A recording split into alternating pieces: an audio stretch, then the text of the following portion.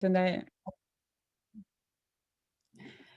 y en nombre de la Asociación Autoinmunes y Lupus de Almería, me gustaría darles la bienvenida y agradecerles su asistencia y participación a este encuentro online, Sacroilitis, síntomas y tratamiento, así como dar las gracias a las entidades colaboradoras. Laboratorio GSK, Ayuntamiento de Almería, Consejería de Salud, Diputación de Almería y FAN. Hoy tenemos la oportunidad de conocer más en profundidad la sacroilitis, una de las manifestaciones frecuentes en la espondiliartritis y otras enfermedades autoinmunes, que genera dolor, limitación y discapacidad. Y para ello contamos con la participación de la doctora María José Moreno, reumatóloga del Hospital Rafael Méndez en Lorca, Murcia. Doctora por la Universidad de Murcia, profesora colaboradora en dicha universidad y secretaria de la Sociedad Murciana de Reumatología. Y una gran divulgadora de las enfermedades reumatológicas, a quien queremos agradecer su gran disposición, apoyo y colaboración con ALAR. Antes de iniciar, comentarles que al finalizar la intervención se podrán realizar preguntas a través del chat de la plataforma. ¿Vale? Pues muchas gracias, doctora, y adelante. Muchas gracias, Luz, por la presentación. Muchas gracias por invitarme. A ver, no, el PowerPoint, no, esto. ¿Lo veis bien? Sí. Sí, Sí, sí, puedo ponerlo. perfectamente. Vale. Muchas gracias por invitarme a hablar sobre, bueno, en general, por participar con vosotros. La verdad es que me gusta, bueno, si me habéis visto tanto en Instagram como en Twitter, intento pues, dar información para, como estábamos diciendo al principio, yo creo que un paciente informado es un plus para el autocuidado, pero no solamente a los pacientes, sino también a la población general para disminuir ese retraso diagnóstico que hay en muchas de nuestras enfermedades y muchas veces porque no sabemos que lo que nos pasa puede ser por alguna enfermedad. Y luego también por entender un poco cómo se puede encontrar el paciente, ¿no? Bueno, me habías comentado que hablé de la inflamación en la sacroiliaca y ya la presentación ya lo han hecho María José Moreno. A ver, un segundillo. Vale, estos son las articulaciones sacroiliacas, ¿vale?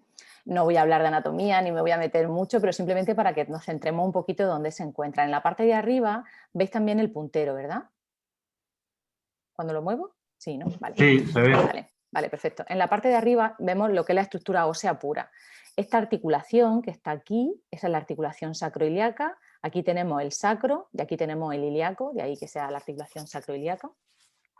Como podéis ver, es una articulación que no tiene mucho juego, de hecho el movimiento de esa articulación es pequeño, tiene un pequeño movimiento de rotación y también de aproximación y de alejamiento, que eso es lo que también nos hace, por ejemplo, es muy útil en el momento del parto, ¿no? En el momento del parto sí que tiene un componente ahí importante de un poquito más de movimiento.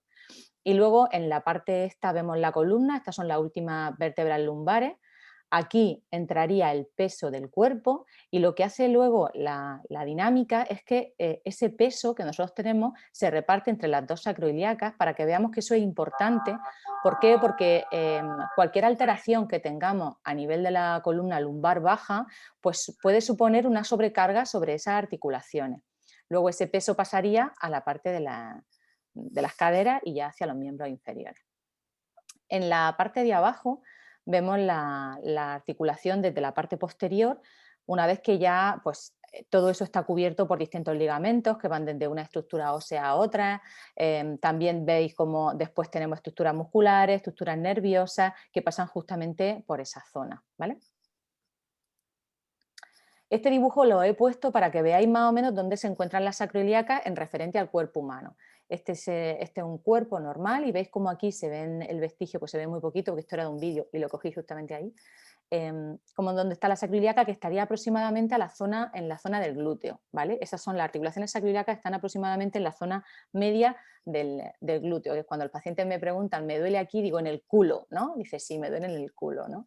Luego ya veremos dónde, si es más arriba o más abajo. Y luego a la derecha veis el agrandado en el que se ve como la articulación sacroiliaca, que es lo que hemos visto antes, esa línea, decir que la articulación sacroiliaca no es una articulación lineal en la que un hueso se pega con otro hueso y ya está, sino que ahí el hueso hace distintos movimientos que hace que la articulación tenga recoveco y que puede cambiar de un paciente a otro. Y luego cuando nosotros veamos la imagen, tanto la radiografía como la resonancia que le hagamos, tenemos que ser conscientes que hay alteraciones anatómicas ahí, porque eso puede variar mucho y podemos confundirnos luego a ver las otras pruebas que nosotros le hagamos al paciente.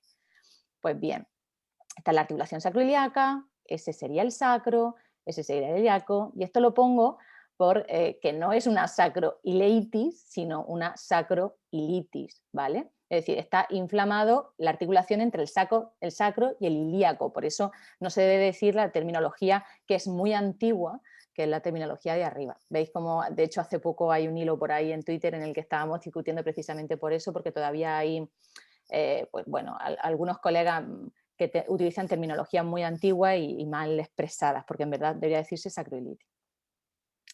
Cuando nosotros le hacemos una radiografía a un paciente, a cualquiera de vosotros, esto es lo que vemos. Esta es la radiografía que le hacemos postero-anterior, ¿vale?, al paciente, y aquí vemos cómo la articulación sacroiliaca, si os acordáis en lo que os he puesto antes de ese esquema anatómico, es esto de aquí, ¿vale? Una línea, y aquí está de aquí, esa línea. Aquí tenemos el sacro, aquí tenemos el ilíaco, el sacro, y estas son las últimas vértebras lumbares, ¿vale? Lo que he dicho, el peso pasaría por aquí, se repartiría por las dos articulaciones sacroiliacas y luego baja, y luego baja a las articulaciones de la cadera, que son estas, que las articulaciones de la cadera en sí duelen en la zona inguinal, ¿vale? Es cuando tenemos algún problema característicamente en la zona inguinal. Pueden tener algún dolor referido, pero la cadera duele más en esa zona, ¿vale? El peso pasaría por la cadera y de ahí baja hacia los miembros inferiores. Por eso he dicho que es muy importante el conocer si hay alguna alteración a nivel de la columna que altere la dinámica de la sacroiliaca, porque eso puede justificar por sí solo que podamos tener alteraciones y dolor en la sacroiliaca sin que tenga que estar asociado a una enfermedad como una espondiloartritis, por ejemplo. Cuando el paciente nos viene con un dolor a nivel de la sacroiliaca, pues tenemos que tener en cuenta que hay muchas causas que pueden tener ese dolor, ¿no? Una de las más frecuentes suelen ser problemas mecánicos, como estaba diciendo, problemas de dinámica a la hora de sobrecargar una sacroiliaca u otra. Evidentemente tenemos que descartar que el paciente haya tenido un golpe o haya tenido algún tipo de traumatismo. Incluso podemos ver alteraciones en las sacroiliacas, lo hemos visto en mujeres mayores que tienen osteoporosis, que tienen más fácil de romperse un hueso, y ahí incluso pueden darse fracturas, y eso también tenemos que conocerlo. Alteraciones como el embarazo, donde las caderas se abren y se cierran en el parto, ¿no? También pueden provocar dolor en esa zona, e incluso si le hacemos una resonancia podemos tener inflamación en esa zona, justo después del parto, ¿no? Es decir, eso también lo tenemos que conocer. Y luego, por ejemplo, los pacientes que hacen maratones o que corren, esas articulaciones también se fastidian mucho, sobre todo en la parte inferior, donde hay más carga, y también podemos tener dolor e incluso inflamación en la resonancia, y es simplemente por eso, como por el roce continuo de correr, ¿no? Todas las articulaciones se pueden infectar, todas las articulaciones. Unas se infectan más que otras, pues las sacroiliacas también se pueden infectar y hemos tenido infecciones en sacroiliacas, ¿vale? Entonces también tenemos que tener en cuenta que una de las cosas que tenemos que descartar, antes pues preguntarle al paciente muchas cosas y luego en la imagen descartar que pueda tener una infección ahí. Y luego hay enfermedades inflamatorias que pueden inflamar por esa enfermedad inflamatoria las sacroiliacas. Las más características la espondiloartritis y la artritis psoriásica, que es más frecuentemente y es característico la inflamación de esa articulación en esas enfermedades. Pero hay otras enfermedades donde también se puede ver inflamada la articulación sacroiliaca. Ahí, por ejemplo, he puesto el ejemplo de la gota. La gota es el depósito de unos cristales pequeños de ácido úrico. Pues bien, esos cristales se pueden depositar en la sacroiliaca y producir inflamación, como cuando un paciente tiene gota en una rodilla o en una mano, ¿no? Algo parecido. Luego también hay otra artropatía, otra artritis, que es también por cristales que no son por ácido úrico, por ejemplo por pirofosfato, que también pueden inflamar la sacroiliaca. Nosotros publicamos un caso precisamente de una mujer con inflamación en las sacroiliacas, con el dolor, como veremos ahora, muy característico, con resonancia muy característica, y que al final lo que tenía era el depósito de esos cristales que os estoy diciendo. Y también se han dado inflamación en la sacroiliaca en otras enfermedades. Hay series de pacientes, por ejemplo, en lupus, también hay series de pacientes en los que se ha descrito inflamación de las sacroiliacas. Como estaba comentando al principio, antes de empezar la charla, hay que tener mucho cuidado con cómo se diagnostica, porque cada vez somos más exquisitos los reumatólogos en valorar el daño a través de la resonancia, por ejemplo, ¿no? Porque hay muchas alteraciones propias, mecánicas, el embarazo, el ejercicio físico, que pueden provocar alteraciones y que en los últimos años estamos haciendo mucho diagnóstico diferencial, es decir, diferenciar si puede ser por algo propio del paciente o si puede ser por la propia enfermedad inflamatoria, ¿vale? Y eso al final tiene que ser un experto en ver esas imágenes, que no todos los reumatólogos pues, están acostumbrados a ver esas imágenes, ¿no? Vale. ¿Y cómo duele? ¿Dónde y cómo suele doler una inflamación en la sacroiliaca? Bueno, 2 diapositivas, esto no tenéis que, simplemente para ver que el dolor a nivel de la sacroiliaca en procesos inflamatorios o enfermedades inflamatorias suele ser un dolor que llamamos inflamatorio. ¿Eso qué quiere decir? Que tiene unas características. Se ha definido durante la historia, hay muchas definiciones de dolor inflamatorio, la que más me gusta es esta, ¿vale? Es una definición clara en la que vemos que el dolor inflamatorio no es un dolor como cuando tengo, por ejemplo, una hernia de disco, como cuando me da un golpe, en el que habitualmente el paciente lo que prefiere es estar en un reposo, ya sea una postura o en otra, porque cuando se mueve, cuando se agacha, cuando hace algunas cosas, el dolor empeora. El dolor inflamatorio, cuando esto se asocia a una enfermedad inflamatoria como una espondiloartritis, o por ejemplo también pasa en determinadas infecciones, el dolor es distinto, es decir, el dolor empieza poco a poco, no es un inicio brusco. Ahí pone menor de 40 años porque esto está basado en la espondiloartritis, pero bueno, olvidaros de menor de 40 años. Es un dolor que inicia poco a poco, que mejora cuando me muevo y no mejora cuando me quedo quieta en reposo. Y es súper característico el dolor nocturno. Pero esto tenéis que saber cómo es el dolor nocturno. El dolor nocturno no es que yo no pueda dormirme porque me duele al inicio de la noche y me cuesta trabajo dormirme. No es ese dolor. Es un dolor que yo me duermo y a las 3 o las 4 de la mañana me despierto. Pero no es un dolor que me despierte cuando me doy la vuelta en la cama, ¿vale? Es un dolor que me despierta de forma espontánea. Y además me obliga a tener que moverme y en muchas ocasiones me obliga a tener que levantarme de la cama, ¿vale? Y estas características del dolor, que no tenéis por qué aprenderlo a vosotros, evidentemente, pero sí tiene que tenerlo en la cabeza un reumatólogo o un médico que ve este tipo de pacientes, porque cuando tiene estas características y pensamos que es inflamatorio, tenemos que investigar muy mucho, ¿vale? Porque puede ser todo lo que hemos estado comentando anteriormente. Y fijaros que estoy hablando de que puede ser una infección, ¿no? Entonces, ¿cómo diagnosticamos? Nos viene el paciente, venís cualquiera de vosotros, con un dolor en la zona glútea, un dolor como acabamos de ver ahora mismo. Pues bueno, en el caso de la espondiloartritis, y esto vale para todo, aunque lo pongo aquí simplemente para que veáis que hay muchas pruebas que nosotros hacemos, ¿no? Está el preguntarle al paciente, está el explorar al paciente, eso es lo primero siempre, para saber dónde le duele y cómo le duele. Y luego tenemos que tirar de pruebas complementarias. Cuando hay una infección o cuando hay una enfermedad inflamatoria, podemos también en la analítica ver que hay aumento de parámetros de inflamación. Si vosotros siguen cualquier médico, pues veis que habitualmente podéis tener en función de cómo estéis la velocidad o la PCR elevada, ¿no? Que es un marcador de inflamación. No siempre está la PCR y la velocidad alta en un paciente que tiene solo sacroiliitis. Y luego tiramos de pruebas de imagen, donde las principales son la radiografía y la resonancia. Y ahora veremos el por qué. La radiografía, mira, la radiografía que tenéis arriba es la que os he puesto antes en grande, ¿no? La línea esa maravillosa que hemos visto y en la que ahí en la radiografía no se ve nada, ¿de acuerdo? El paciente puede venir con una clínica, como os he contado, con un dolor en esa zona y que la radiografía esté perfecta.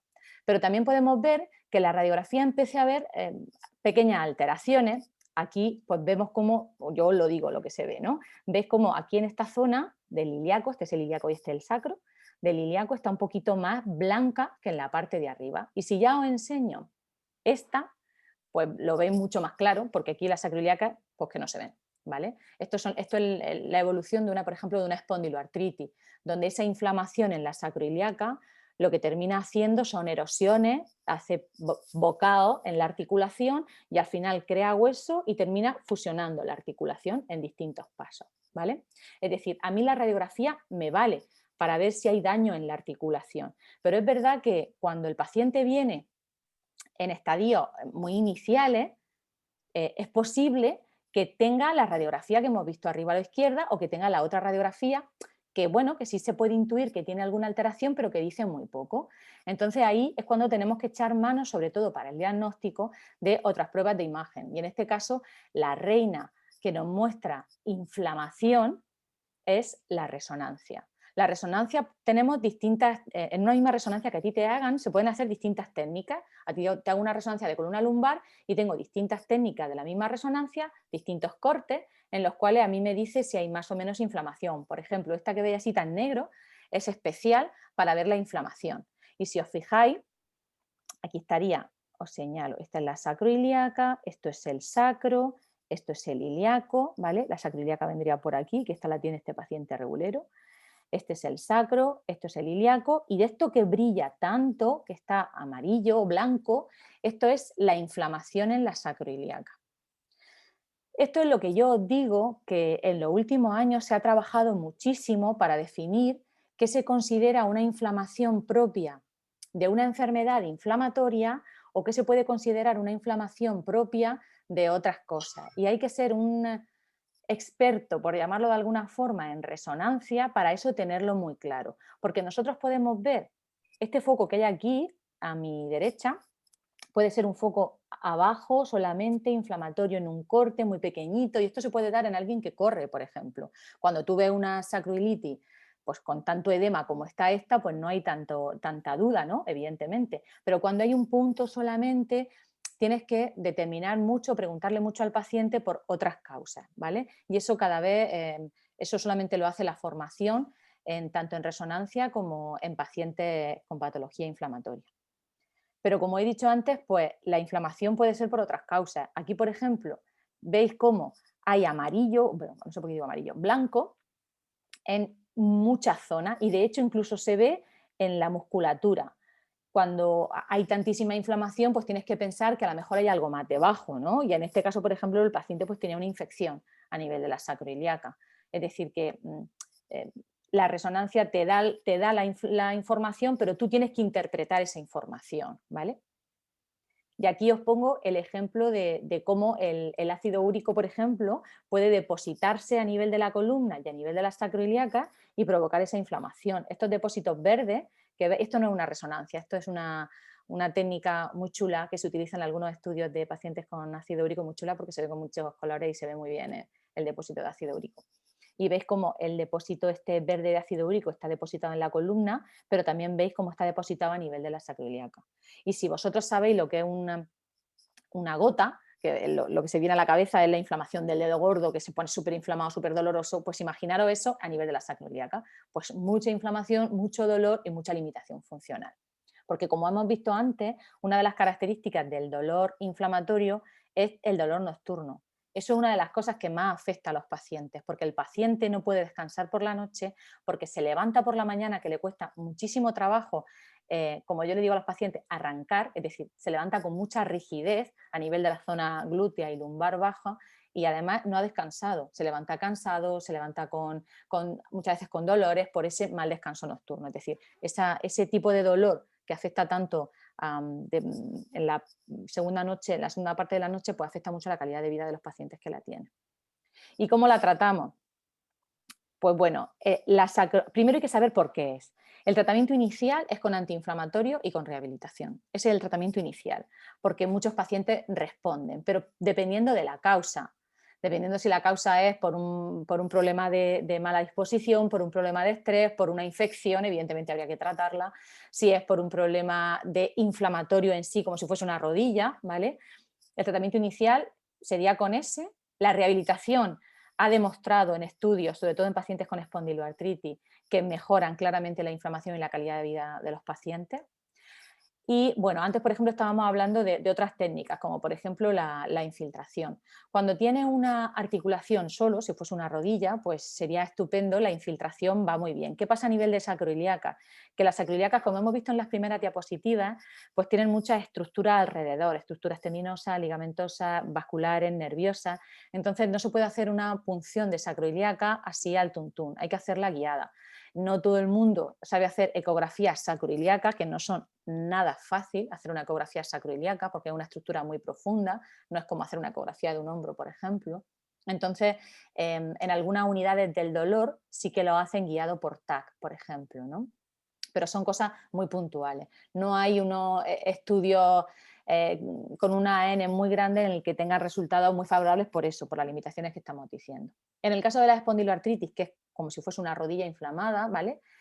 Si no responde a antiinflamatorios puestos en condiciones, repetidos, es decir, hay que poner todo antiinflamatorio y los pacientes siguen con mucha actividad inflamatoria, con alteración de los índices que les pasamos, igual que se pasan índices para todas las enfermedades, pues el siguiente paso no queda de otra y tiene que ser directamente terapia biológica.